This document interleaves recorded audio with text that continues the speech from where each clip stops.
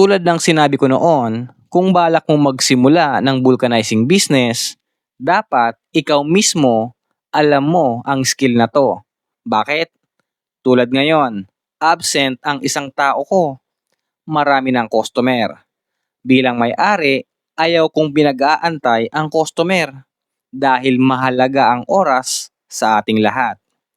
Gumawa na ako dahil nakita kong pagod na din ang isang tireman ko.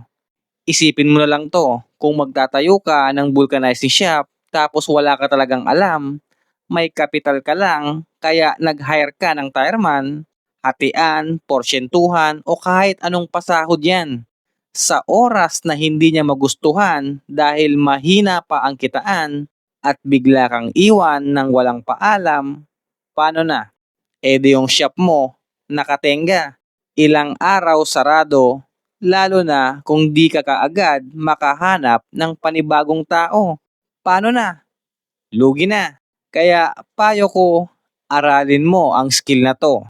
Iwan ka man nila, tuloy pa rin ang negosyo dahil alam mo.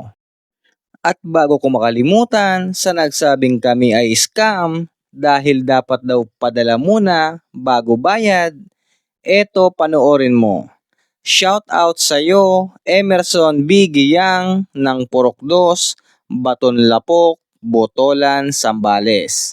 Kabulkit, salamat dahil kahit hindi COD at malaking halaga, di ka nagdalawang isip na ang bayad ay ipadala. At ang bidyong ito ay galing mismo sa kanila.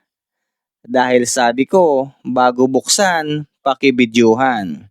Para may ebidensya sakaling bato ang aming naipadala at masigurado ang produkto ay gumagana. Muli, maraming salamat sa tiwala. More blessings sa inyong vulcanizing business. Game ko.